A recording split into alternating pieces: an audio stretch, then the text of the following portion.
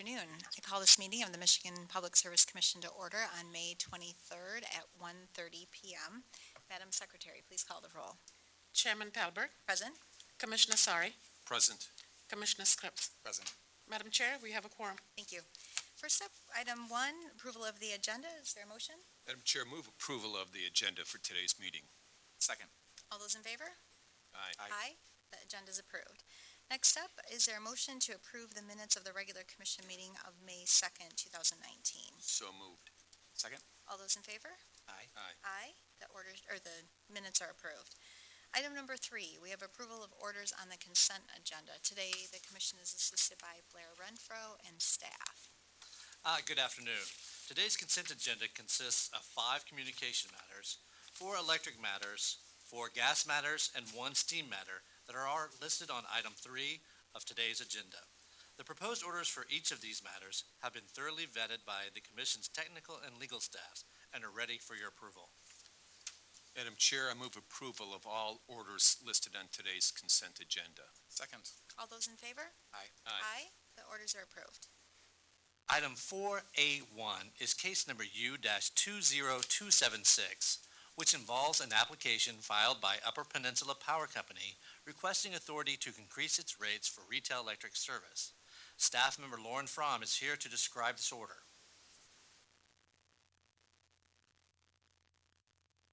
Good afternoon. Good afternoon.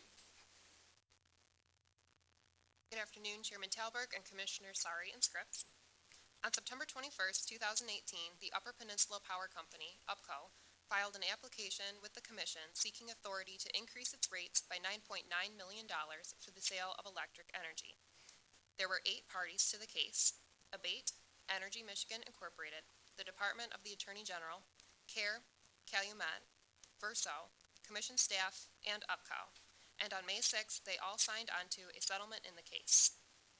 The parties agreed to a $1.8 million rate increase, as well as ending the Credit A tax refunds under the Federal Tax Cuts and Jobs Act of 2017. The agreed-upon revenue requirement represents an overall capital structure with 54% common equity and an authorized rate of return on common equity of 9.9%, which results in a calculated overall rate of return of 6.91%. Under the settlement before you today, most residential customers who use 500 kilowatt hours of electricity per month will see their monthly bill decrease by $1.76. The rates go into effect in the June billing month. The parties to the case support UPCO's increase in the distributed generation discretionary cap from 1% to at least 2% of UPCO's average peak demand during the past 5 years. The settlement reserves 1% of average peak load for systems with eligible electric generators below 20 kilowatts, 0.5% for systems between 20 and 150 kilowatts, and 0.5% for systems with methane digesters between 150 and 550 kilowatts.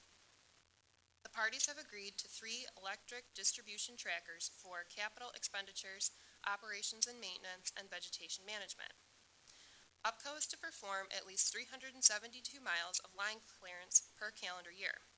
If the company completes the 372 miles of vegetation management annually and spends less than $13.7 million, it is permitted to keep any annual achieved savings less than or equal to 5% of the $13.7 million. Under the settlement, the company agrees to spend at least $4.9 million this year on its advanced metering infrastructure program. If UPCO does not meet this investment, it will refund the shortfall to customers. UPCO will provide annual updates to the Commission that shows the realized monetary benefits for meter reading cost, meter services, outage management system, customer care, and unaccounted for energy. Under the settlement, the company will file for another 6-month extension of the meter reading waiver the Commission granted in case number 20271, expiring September 30th, 2020. Thank you. And thank you for your work on this case as a witness. Is there a motion? Madam Chair, I move approval of order U-20276. Second. I just have some comments on this case. The rates in Michigan's Upper Peninsula are generally higher than in the Lower Peninsula.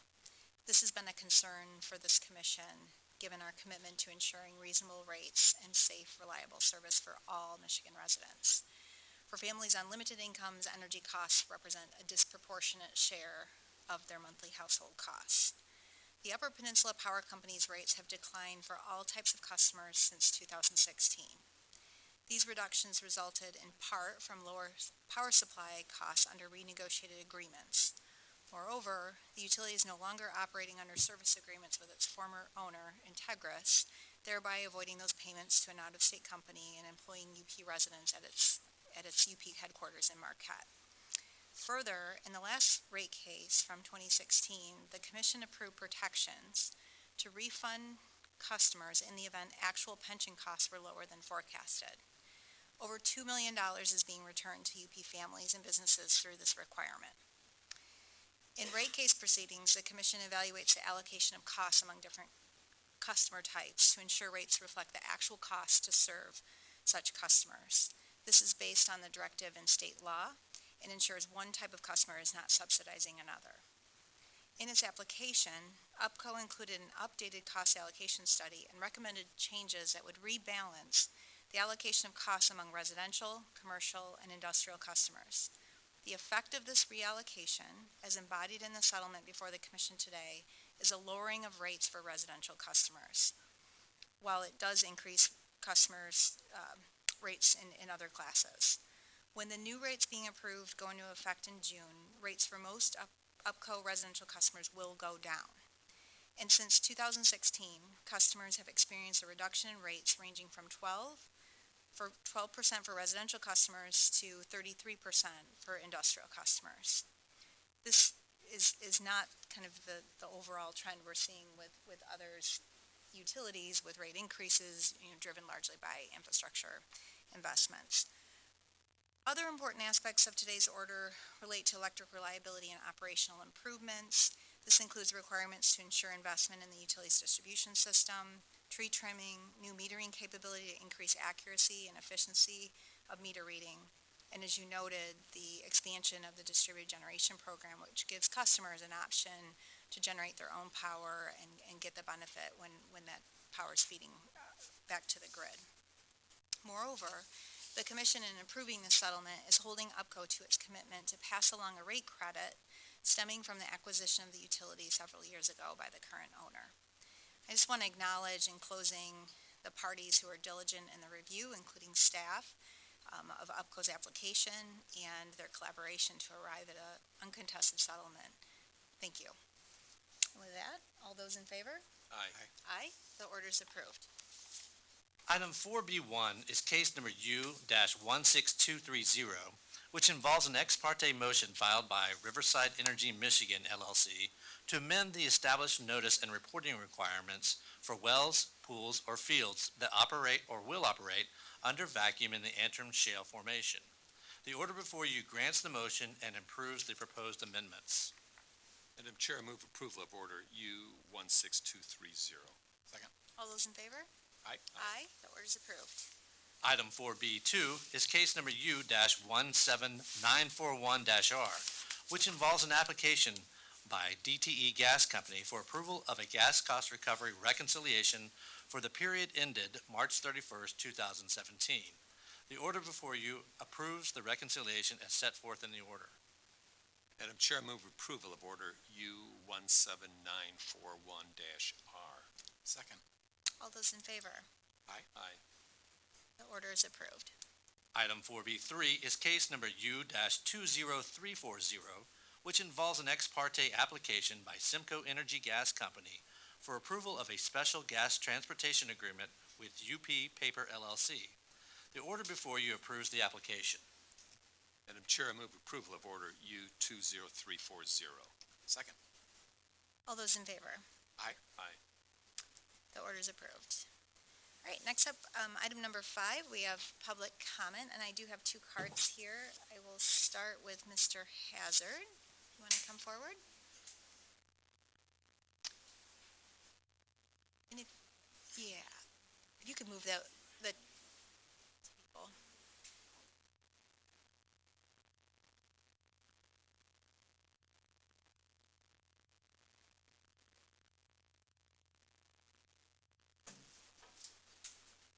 Alita, can you just double check that it's locked, the table? It's not, okay. Okay. Welcome. I could not read your notes. Actually, I'm going to say something good about DT. Okay, that's what I thought it said, but I was a little unsure. They usually are too good. It's like 1 in 20 or something, so. You feeling okay? You feeling all right? Yeah, it's been a week and a half since the operation, so I'm still probably a little loopy. Anyway, Welcome back. it's a pleasure to be here. Yeah, we had some problem with our billing that I mentioned before. Anyway, when this month's billing came in, we had a $288 credit. So I called up, what's going on? I got a hold of somebody. They got back to me, and I believe it was a misshipment. She said, I'll research it and find out. And they got back to me, and they double-checked this morning. They haven't been charging the $5, the $10 read fee. They stopped reading like they normally did. And there's a different period for the gas meter and the electric meter. So they reviewed everything. And Wednesday, they're going to come in and change the meters. And if they got to change the gas meter, they'll do it. They're going to do like a double billing to make sure both readings are now at the same time. And for pain and suffering, $2 extra. $200, which is actually very nice. So they really did a good job. So even though I get on them when they don't believe they do a good job, I like to tell them when they are doing a good job. And it's fortunate that I come up here and do this because I have an acquaintance where they went over 4 years with no reading and they got a $12,000 bill from DTE. They're getting straightened out. That's why I come here, and I appreciate all the help this community gives me. So I'd like to thank you very much. And just in case my wife is Starlene and there's smoke coming out of the nostrils, I'm going to stop talking. Thank you. I appreciate you raising No, yeah, your concerns and then also the additional feedback. Yeah, I mean, it surprises DTE a lot of times when I say something good about them. But they actually did good in this case, and it's nice to see. And I honestly believe it's because I am active coming up here that we got such quick action on it. Thank you very much for your patience and everything you do. Thank you. Give me a sec, I'll get up.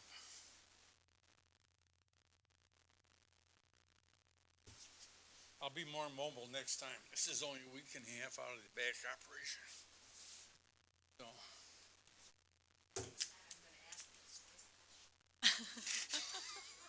She does every time. Every time I get in the damn wheelchair, she's looking for stairs. Strike that from the record, please. It is live streamed, you know.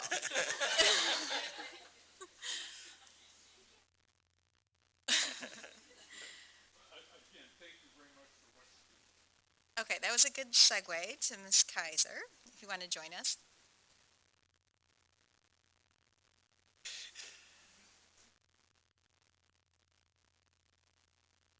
Good afternoon, Welcome. Commissioners. I'm not quite as nice as my husband with DTE. Several years ago, when they were changing meters, I talked to Joe McCormick and we had this settled. And that the proper meter was put in, we opted out. And now all of a sudden, because my husband has more time than I do, he handles the stuff. But now to find out that they haven't been reading our meter and now they have to change it again. My understanding is when they changed it the first time, it was what we were proper to have. That's extra money that cost DTE. Was couple months ago, there were 3 people that came to see about reading our meter, and they were going to put it in the computer that it should be read. DTE promotes themselves as doing good work and all this kind of stuff for people. I don't see that in what we have found. My husband has talked to people that they have had problems. You call them, they don't have any clue.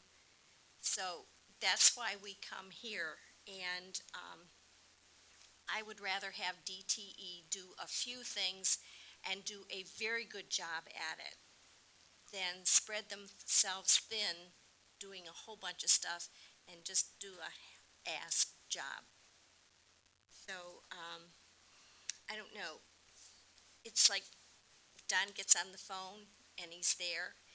And the last time he talked, or not the last time, time before, he was talking to DTE. The person says, I will check. The line went dead. If they don't know, find somebody to pass it on to, whatever, or tell the person. This last lady did say she'd call back, and she did. And I am glad he has time. He's home to deal with this business.